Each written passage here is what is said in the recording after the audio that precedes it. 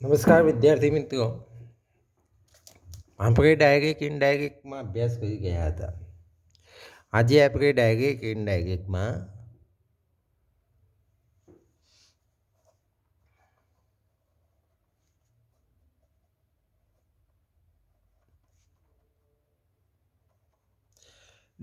Indirect પીચમાં આપણે એક format જોઈ લઈએ.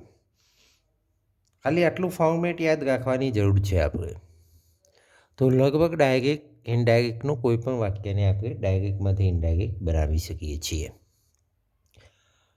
તો દાખલા તરીકે આપણે આ વાક્યનો પ્રકાર કેવો છે એ જોઈશું. રિપોર્ટિંગ વર્બ શું આવે એ જોઈશું. બંને વાક્યને જોડવા માટે કન્જેક્શનમાં શું આવે તે જોઈશું. સર્વનામ ફેરફાર થાય છે નથી થતો એની વાત કરીશું. કાળ ફેરફાર એટલે ટેન્સમાં ફેરફાર થાય છે નથી થતો એ જોઈશું. દૂરતાવાચક શબ્દોની જગ્યાએ નજીકતા વાચક શબ્દો અને અન્ય બાબત, આટલો ખાલી આપણે અભ્યાસ રાખીશું. દાખલા તરીકે આપણે વિધાન વાક્ય જોઈએ. પહેલો ભાગમાં વિધાન વાક્ય. તો વિધાન વાક્યમાં રિપોર્ટિંગ વર્બ સે હોય અથવા તો સેઝ હોય, ટેલ હોય અથવા તો ટેલ્સ હોય. નો મતલબ થાય કે સાદો વર્તમાનકાળ હોય. તો કન્જેક્શનમાં શું આવે? તો કન્જેક્શનમાં ધેટ આવે. સર્વનામ ફેરફાર થાય તો હા થાય. કાળ ફેરફાર ન થાય. સર્વનામ ફેરફાર આપણે જે અગાઉ જોયું હતું એ રીતે સર્વનામ ફેરફાર, એ સર્વનામ ફેરફાર દરેકમાં થતો હશે કે પ્રથમ પુરુષ હોય તો બોલનાર, બીજો પુરુષ હોય તો સાંભળનાર, ત્રીજો પુરુષ હોય તો ફેરફાર થતો નથી. કાળમાં ફેરફાર નથી. દૂરતાવાચક શબ્દો હોય, ટુડે હોય તો ધેટ ડે, યસ્ટરડે હોય તો પ્રીવિયસ ડે, ટુમોરો હોય તો the following day.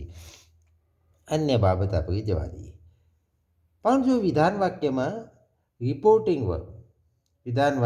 Reporting verb told આવતું હોય અથવા તો સેડ આવતું હોય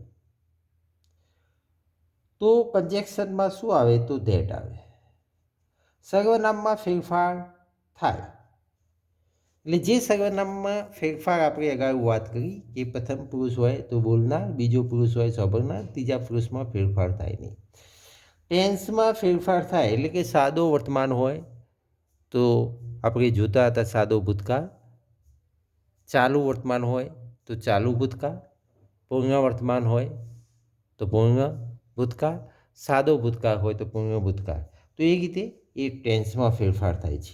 અને દૂરતાવાચક શબ્દોમાં પણ ફેરફાર થાય છે.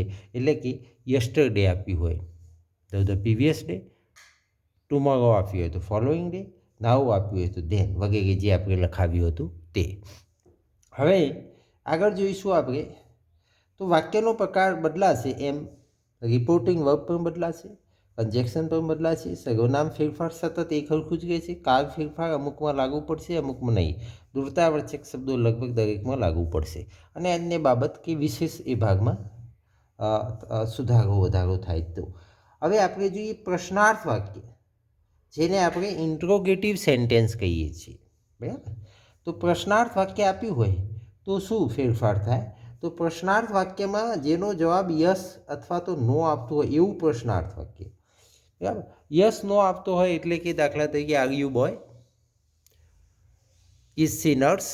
તો પ્રશ્નાર્થ વાક્ય કે જેમાં am is are, was were, have has had, do does did, આનાથી કેન મે, આનાથી જો પ્રશ્ન થતો હોય કે જેનો જવાબ યસ યા નોમાં આપણે ટૂંકમાં હા કે નામાં આપતા હોય તેવા પ્રશ્નાર્થ વાક્યો જે વાત છે.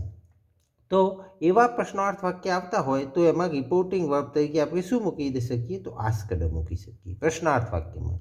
વિધાન વાક્યમાં ટોલ્ડ, પ્રશ્નાર્થ વાક્યમાં આસ્કડ. બરાબર? હવે કન્જેક્શન છે તો શું આવે? તો કન્જેક્શન એવા વાક્યમાં ઇફ આવે. સર્વનામ ફેરફાર થઈ શકે છે. ટેન્સ ફેરફાર, બિલકુલ સાચી વાત. દૂરતાવાચક શબ્દો, હા પંખા. અને પ્રશ્નાર્થ વાક્યમાં એક બીજો અન્ય ફેરફાર થાય કે જ્યારે પ્રશ્નાર્થ વાક્ય હોય છે એને આપણે શું બનાવવાનું હોય? વિધાન વાક્ય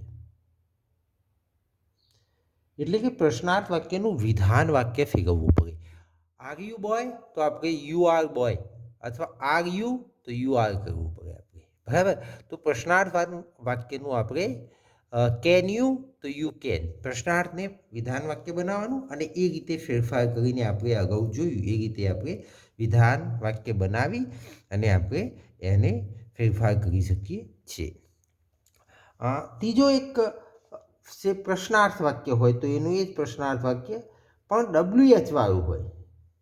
પ્રશ્નાર્થ વાક્ય ખરું પણ WH ક્વેશ્ચનથી શરૂ થતું હોય. WH ક્વેશ્ચન એટલે વેનથી શરૂ થતું હોય, વાયથી થતું હોય, વેરથી થતું હોય, હુથી થતું હોય, હાઉથી થતું હોય, તો એ WH ક્વેશ્ચન હોય.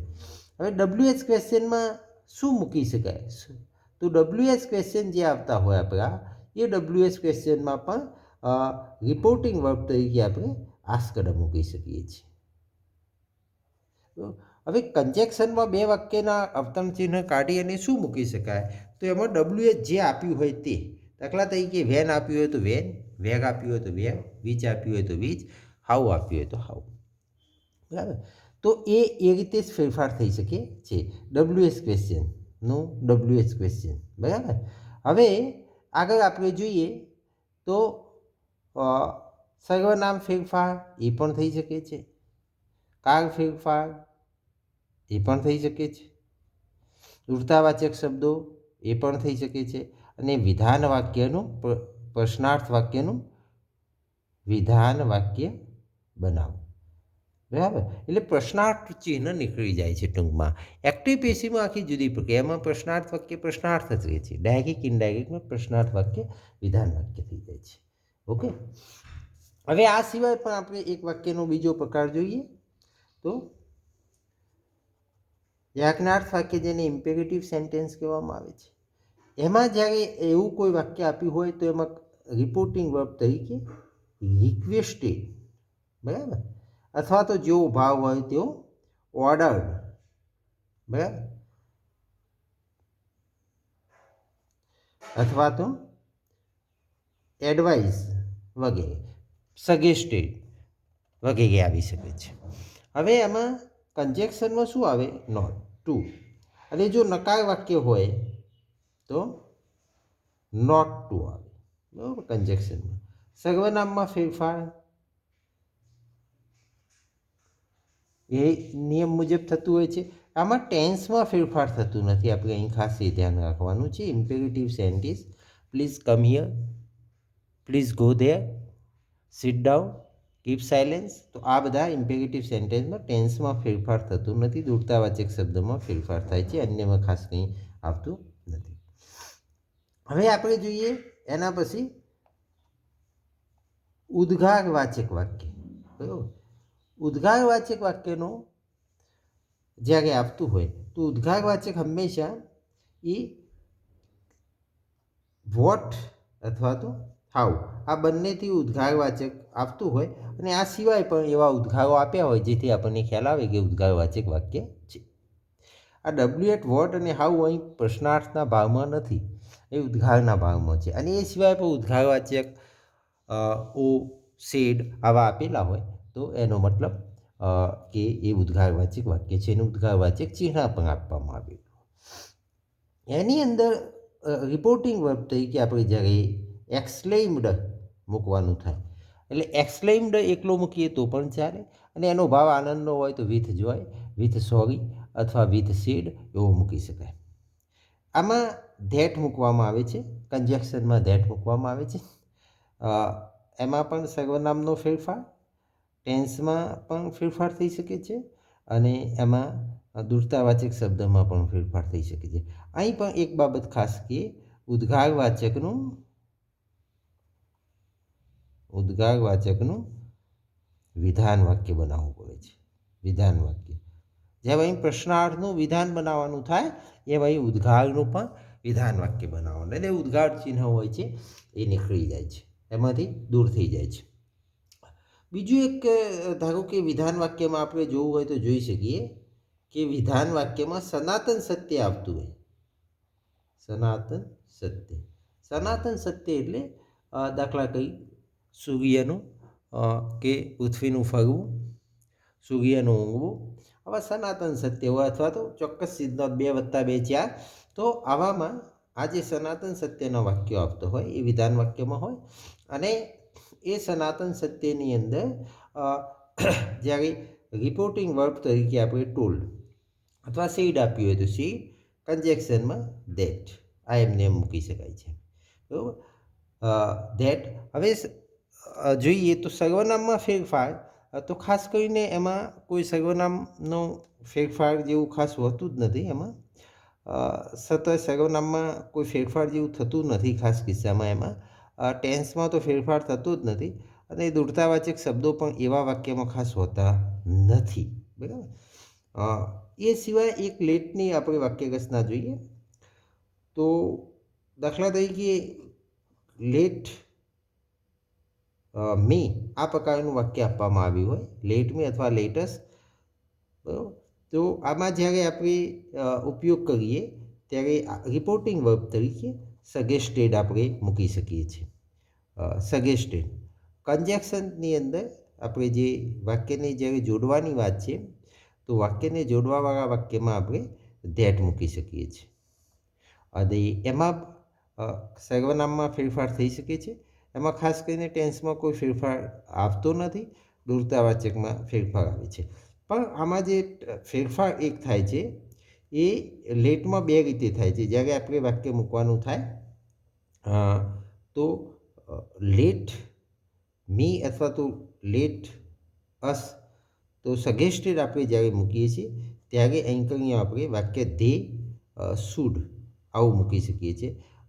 ધે શુડ મતલબ કે લેટસની જગ્યાએ ધેટ મૂકીને, બરાબર, ધેટ મૂકીને એના પછી આપણે શું મૂકી શકીએ છીએ? દાખલા તરીકે સગેસ્ટેડ, કન્જેક્શનનો ધેટ અને લેટસની જગ્યાએ શું મૂકી શકીએ છીએ? They should. એક આ રીતે પણ થાય છે. અને બીજું દાખલા તરીકે આપણે આને આ જ વાક્ય છે એને આપણે સીધું કન્જેક્શનમાં લેટ મૂકવું હોય તો ટુ આવી શકે છે. એટલે લેટવાળું વાક્ય છે, દાખલા તરીકે આ જ વાક્ય છે, એને આપણે જોવું હોય તો અગાઉ એ લેટના વાક્યો જે લખાયેલા છે એમાં તમે જોઈ શકો છો. તો આપણે રિક્વેસ્ટેડ પણ મૂકી શકીએ છીએ. રિક્વેસ્ટેડ. હવે જે કન્જેક્શન આવે છે તો કન્જેક્શનમાં આપણે ટુ આવે છે એમાં, એટલે એ આજ્ઞાર્થ વાક્ય જેવું. બરાબર. અને લેટ એ રીતે આવી શકે છે. અને દાખલા તરીકે અસ છે તો લેટ ધેમ, અથવા તો મી હોય તો જેવું વાક્ય હોય એના બોલનાર પ્રમાણે ફેરફાર થતો હોય તો એનું કર્મ વિભાગનું રિક્વેસ્ટેડ ટુ લેટ, દાખલા તરીકે હિમ, કે જે આવતું હોય તે. એટલે કે આ જે કર્મ વિભક્તિનું રૂપ છે એ જ કર્મ વિભક્તિનું રૂપ અહીં મૂકવાનું થાય છે. જ્યારે આમાં બીજી રીતે સગેસ્ટેડ મૂકીને ધે શુડ મૂકવાનું થાય છે. તો વિદ્યાર્થી મિત્રો, આપણે સામાન્ય રીતે આટલો ડાયાગ્રામ આપણે જોઈશું, આટલી વસ્તુ આપણા મગજમાં રાખીશું તો ચોક્કસ આપણે ડાયરેક્ટ કે ઇનડાયરેક્ટમાં એક પણ ભૂલ વગર આપણે વાક્યો બનાવી શકીશું. ખાસ આપણે એ જ યાદ રાખવાનું છે કે રિપોર્ટિંગ વર્બ કેવો ફેરફાર થાય છે. જો વર્તમાન કાળ હોય એટલે સે અથવા સેઝ ટુ હોય તો રિપોર્ટિંગ વર્બ સે અથવા સેઝ, ટેલ અથવા ટેલ્સ, ટોલ્ડ અથવા સીડ, પ્રશ્નાર્થ હોય તો આસ્કડ, આમાં રિક્વેસ્ટેડ, ઓર્ડર્ડ, એડવાઇઝ, એક્સલેમ્ડ, ઉદ્ગાર હોય તો વિધાનમાં સનાતનમાં ટોલ્ડ અને આમાં સગેસ્ટેડ અથવા રિક્વેસ્ટેડ એ રીતનું આવી શકે છે. કન્જેક્શન એટલે બંને વાક્યને જ્યારે જોડવાનું હોય તો ધેટ આવે છે.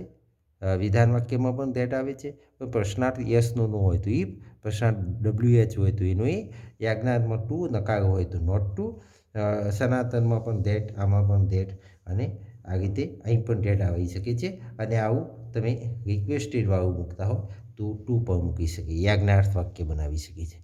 તમે એક વસ્તુ ખાસ અહીં જોઈ શકો છો કે સર્વનામમાં ફેરફાર લગભગ બધામાં આવે છે, સિવાય કે સનાતન સત્યમાં ખાસ કરીને એ રીતનું કોઈ સર્વનામ વપરાતું નથી. એટલે આમાં લગભગ તમે જોઈ શકો છો તો સનાતન સત્યની સિવાય બાકી બધામાં સર્વનામ ફેરફાર પહેલેથી છેલ્લે સુધી આવે છે. એટલે કે અવતરણ ચિહ્નની અંદર પહેલો પુરુષ હોય તો બોલનાર, બીજો પુરુષ હોય તો સાંભળનાર, ત્રીજા પુરુષમાં ફેરફાર થતા નથી. કારનો ફેરફાર આપણે ખાસ ધ્યાન રાખવાનો છે. મોટાભાગે આવા જ પ્રશ્નો આ વિધાન વાક્ય ટોલ્ડવાળું અથવા તો આસ્કડવાળો જ પૂછાતો હોય છે, એટલે ત્યાં ટેન્સનો ફેરફાર થાય છે. ટેન્સના ફેરફારમાં આપણે ખાસ એ ધ્યાન રાખવાનું છે કે સાદો વર્તમાન તો સાદો ભૂતકાળ, ચાલુ વર્તમાન ચાલુ ભૂતકાળ, પૂર્ણ વર્તમાન પૂર્ણ ભૂતકાળ, સાદો ભૂતકાળ પૂર્ણ ભૂતકાળ, કેનનું કૂટ, સેલનું સૂટ, મેનું માઇટ એ રીતે થતું હોય છે. એમાં યાજ્ઞાર્થ વાક્યમાં કોઈ એ રીતે ફેરફાર આપતો નથી, બાકી બીજા બધામાં અને એક સનાતન સત્ય વાક્ય આપેલું હોય તો ખાસ આપતું નથી. બાકી બીજા બધામાં એમાં કાળમાં ફેરફાર આવે છે. દૂરતાવાચક શબ્દોમાં આપણે જોઈએ તો ખાસ કરીને બધામાં સર્વનામ ફેરફારની જેમ દૂરતાવાચક ફિક્સ શબ્દો જ છે. અમુક એટલા શબ્દો આપણે અગાઉ લખાઈ ગયેલા એટલા શબ્દો જોવાના થાય, એટલા શબ્દો આપ્યા હોય તો એ શબ્દોને આપણે નજીકતાવાચક શબ્દમાં રાખી શકીએ. બીજી એક ખાસ અહીં અગત્યની બાબત એ છે કે જો પ્રશ્નાર્થ વાક્ય હોય તો વિધાન કરવાનું, પ્રશ્નાર્થ વાક્યનું વિધાન વાક્ય, ઉદ્ગાર આપ્યો તો ઉદ્ગારનું વિધાન વાક્ય. ઉદ્ગાર ચિહ્ન પ્રશ્નાર્થ ચિહ્ન જ્યારે ડાયરેક્ટમાંથી ઇનડાયરેક્ટ કરીએ છીએ ત્યારે નીકળી જાય. ફક્ત આટલી જ વસ્તુ આપણી નજર સમક્ષ રાખીશું, બરાબર, તો આપણે ડાયરેક્ટ ઇનડાયરેક્ટમાં કોઈ પણ પ્રકારનું કન્ફ્યુઝન થશે નહીં. Thank you.